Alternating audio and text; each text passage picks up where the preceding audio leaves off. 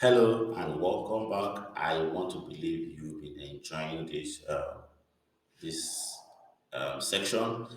If you haven't subscribed, once again, please subscribe. Let's grow the channel together. It's our learn, share, and grow channel.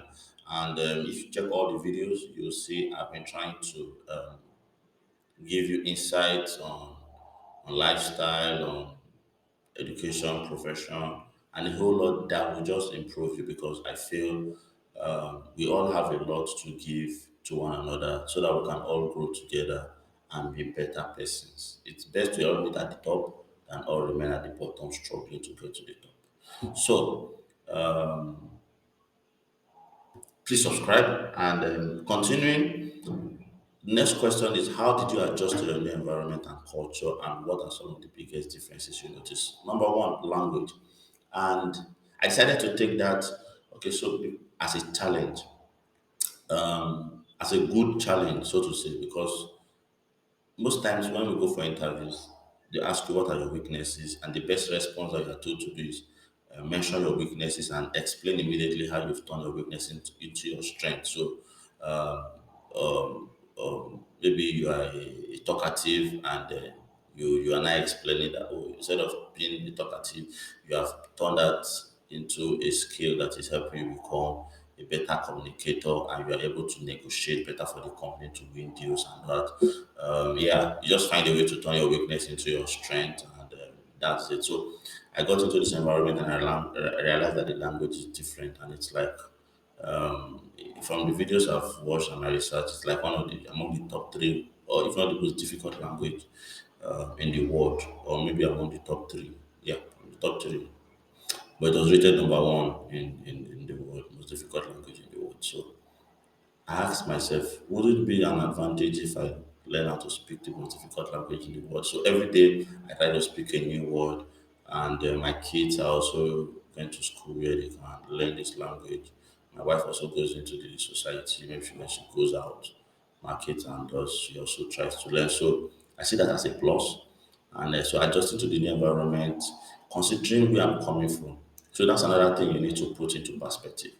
My background, like I mentioned, where I was staying, even in Lagos, was in the suburbs of Lagos. I wasn't proud of where I was living.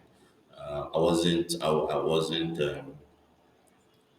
happy with where I was living. In fact, I've not even mentioned the name in any of my videos. That's because I really haven't. I'm not really happy about it, and not that there's anything about it, but they are just they should be better. There should be more uh, preference to life and standard of living, or if possible, around the world. So if you have the opportunity to stay in a place where it's conducive, you can sleep at night. There is fresh air, or there is good weather. There is power.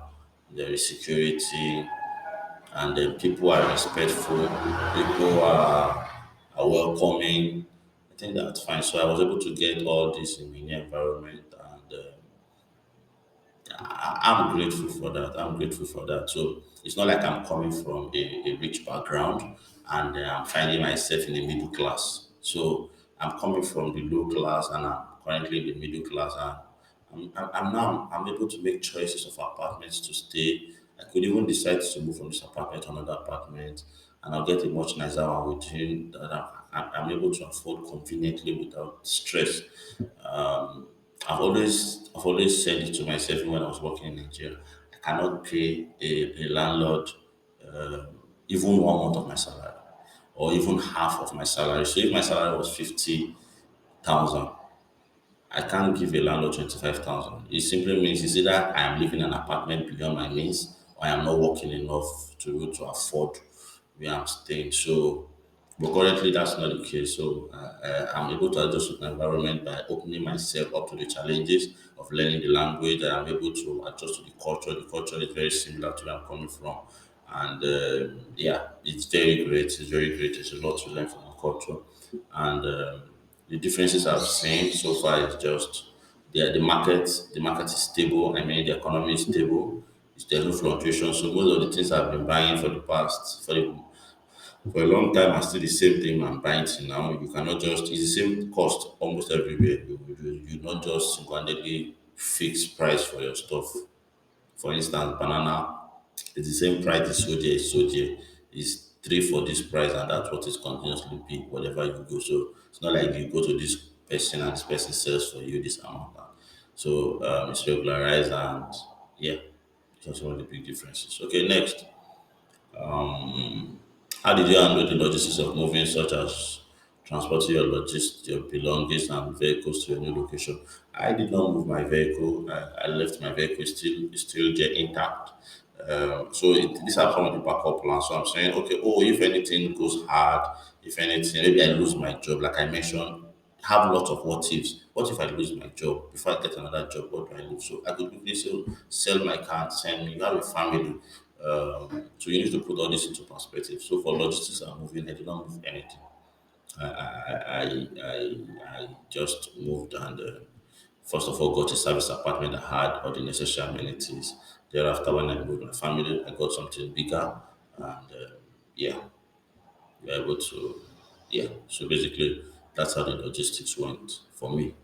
Okay, next question. What is your experience finding new employment in a new location, and what challenges do you face? If you are skilled, there is no part in the world where you will not find employment. If you are skilled, and so you need to make research. Is my skill sellable in this part? There are skills that are universally sellable. I am in the IT field, so I may not be able to speak for everybody, but it's not difficult to branch into IT. IT is becoming endless now. The field in IT is becoming endless. It's been integrated into almost everything. So even if you're in the medical sector, you find a part of IT that will fit into your purpose. If you're in the business sector, find a part of IT. So whatever you're doing, find a way to become globally sellable. That's all I would say.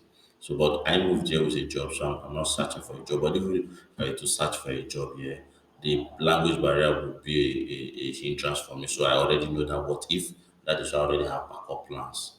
It's either I get a remote job or I can sell off some of my stuff if I don't get a remote job immediately and then live on that before I make my next move. What advice would you give to someone who's relocating for a job opportunity? You're relocating for a job opportunity. I don't get this. Is this if it's relocating that you have a job opportunity? I would say that that's a great one.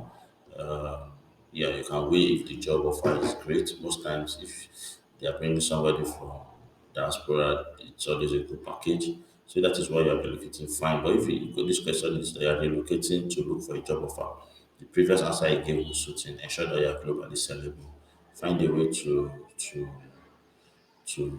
get the necessary qualification, certification, and everything that would help you fit in. Remember, there are other purposes in that country that have a qualification, certification, and experience. So why would they choose you or even choose an outsider over their indigene? So ensure that you have what it takes to be the best choice and be selling. Okay, next question is how did you maintain your relationship with friends and family in your previous location after the move? Download to technology, so make lots of videos, lots of phone calls, and as much as possible, once you settle down and you have a lot, you can always invite them. That's the essence of moving to live a better life. Your immediate family should be able to benefit from that. Yes, so it's not just about sending them money. If you are enjoying where you currently are, then let them also come enjoy. That's just my perspective about it. Let's not live in isolation. And when we hear that they die, we now take all the money, go there and spend it to put them in the grave. Same money you could have used to make them get a different experience. Even if they've traveled before, you are the one making them travel this time around. You are the one sponsoring them and taking them out and saying, "Oh, my parents appreciate you for everything you've done, and I just want to give you my own little returns." So, but constantly,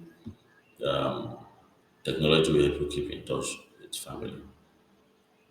What are some unexpected expenses that you encountered due to relocation, and how did you manage? It's not really unexpected. You have to plan your visa, your flight, accommodation, feeding. You have to put feeding into perspective because cost of food might be different from what you know. So what other, yeah, power supply might be different for what you know. You might be having to pay a lot more now because it's always constant. Yeah, pay for water here. I never paid for water because the government gives water here, so you have to pay for water. But it's all worth it. It's all worth it. So I think those are basically cost of transportation. Yeah, if you have to buy a car where you are, if you have to take public transport. So some of the cost, then cost of buying items back in your apartment that you will use. So these are just some of the expenses, not really unexpected, but yeah, the only unexpected is just power and water for me. And how did you manage it? You have to budget for it from your income. Yeah, you have to budget for it. You just have to pay your bills. You just have to pay your bills. Okay, next question. How did you handle the emotional impact of leaving your previous home and community, and what coping strategies did you find helpful? You see, when you leave, from the experiences I've read, when you leave as a single person, that is when you feel lonely. Um, yeah, you feel more lonely, and if you stay alone, depression might come in if things are not working for you. But I moved with my family, my kids, my wife, are always keeping me busy. In fact, it's like I even need more time. But yeah, so talking about coping strategies, I'm fine with my family is great in that area. We're doing good, so there's no emotional impact. But then we all miss our host community. I mean, our previous community, and they also miss us. But of course, that is life. It's ever changing. It's the truth is either we leave them or they leave us, and that's just part of growth. So even if we had been there, of course, the time will come when someone will have to leave. Yeah. So this relocation we're talking about, do you know that it just came to my thoughts? Some persons could even die. The person has actually relocated from this life to the afterlife, and so you never have an opportunity to hold the person back or ask the person how did the person plan it and whatnot. So something would have definitely separated us one way or the other. It's just a matter of time, and it's all part of change and growth, which is constant. Life change and growth is constant. So okay, so that's how we handle that. Next is, what was your experience like integrating with your new community, and what advice would you give to someone who is trying to find new friends and connections after a move? Your workplace is a place to start. Your environment, I mean, whether you stay in a compound, whether you stay in a host community, whenever you come out in the morning, when you're coming back in the evening, greet people, ask around, where is this? You get to just, you can use the weekends to also move out and interact, ask lots of questions. That way people know you are new, people are always ready to give you a helping hand, ask for locations, ask for directions. And when you take if you don't own a car, if you take a public transport system, learn to act, talk to people, and ask questions. You just might find people in your own category, and then they will introduce you to lots of other persons that you probably even know that they were not in that city. So you need to be ready to open up. You don't need to, once you've relocated, opening up is the best thing you can do for yourself. Okay, so what are some of the cultural differences that you have had to adjust to, and how did you navigate them? Like I mentioned, the cultural differences are not much, and then you also need to know what you stand for. So, but then it's all part of experience and it's all part of learning for me. Yeah, these are the stories I get to able to tell. If I don't take this move, if you don't take that move, your experiences will be limited. Your overview of life and the world will be limited. And I think they call them local champions. So it's when you get to experience these different cultures, these different backgrounds, these different beliefs that you're able to have experience to talk to people about. So I have my beliefs, I have my foundations, I have my fundamentals. So whatever cultural differences I'm meeting, I already am rooted in what I believe in. So I'm able to shove aside what I need to shove aside and adjust to what I need to adjust. Okay, next is, how did you decide what items to bring with you and what to leave behind, and what tips would you give to someone who is downsizing before a move? Valuables, assets should not be moved, but liabilities, cars, clothing, can sell those off and yeah, can sell those off. But if you have landed properties, bonds, and houses, please, I advise you to keep them and don't even will them or don't sell them. Nothing should make you do that. Okay, how did you, next question, how did you handle the stress and uncertainty of the relocation process and what self-care strategies did you find helpful? Make your research. Everything is now on the web. Make detailed research. You watch videos. You make calls. You definitely have people that have traveled close by. And yes, when you call this person and call this person, you definitely get somebody in that city. Ask all the questions that come to your mind. And once you are done exhausting asking the question, ask the person to help you with any other useful information that would that will be useful in your decision making. It's very important so that you don't there's nothing on the uncertain that you are meeting. You already have been able to plan for nearly 80 or 90% of every other thing. Okay, so what are some of the unexpected benefits or positive outcomes of your relocation and how has your life changed? Security is one for me, and I'm grateful for that. Power, back then you have to plan things, you have to do things in a different way. You wake up at the middle of the night because that's when you have power to press your clothes, to read, to write something, and not. It's a different ball game. Yeah. I remember my kids back then already know how to chant when there's power supply, when there is no power supply. But now they don't even know how that is pronounced again. It's a different word for them. And by divine security, there is somebody can go to bed comfortably, you can walk 2 a.m., 3 a.m. It's all safe. City is lighted up, and the education is also great. Standard of living is great. The economy is stable. So these are just some of the benefits for where I am. Depends on wherever you find yourself. You need to study wherever you are relocating to if there are benefits that outweigh the cons. Because there are lots of changes in the world that are trending, and some places accept those new cultural differences that you might not agree with, and some are forced for you to comply with. So if those are already applicable in those places, you need to put that into consideration and determine if it's a good place for you before you get into the bad side of the law. Okay, what resources or support system did you find helpful during the relocation, and what would you recommend someone? Watch all the videos you can online, read all the documents you can read, do all the research you can do, call as many people that you can call to get more information, and ask them to just be truthful to you. Basically, don't let them think that they're trying to discourage you or help you make a decision. They only give you information. Don't let anybody tell you it's all good, it's all good. Just come, just come, just come. It's your life to live. Once you get there and the person abandons you, there's nobody you will explain that just come to. So it doesn't matter the videos you watch of people and say, no, I'm living in this. You need to have lots of what ifs, like I said. What if this does not go for you? What's your backup plan? What if this does not go? What's your backup plan? It helps you. It helps you make informed decision. So, last question here: how has been your experience in locating change your perspective on life, and what lessons have you learned? So before now, my perspective of life was narrowed. So that there are things you think are impossible. In fact,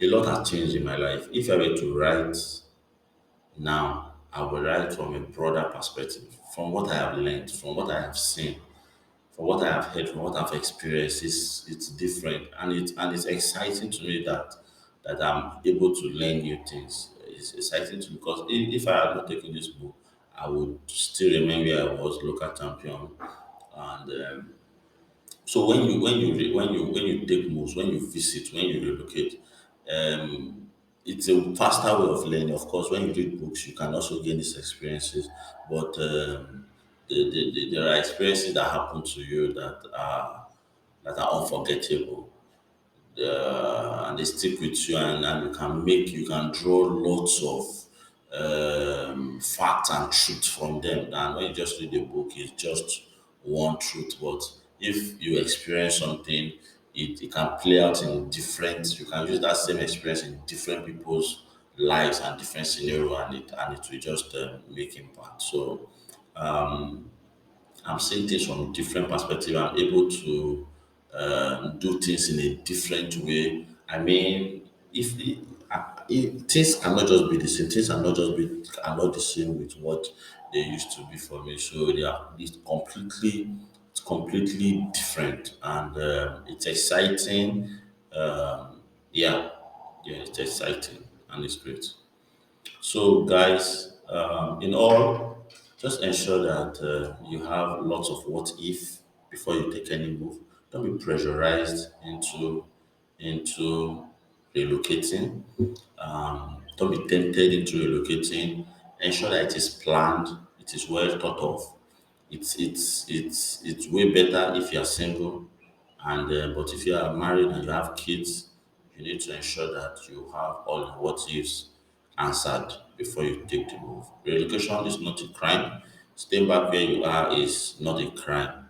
Ensure that wherever you find yourself, you're able to find fulfill purpose and make a difference.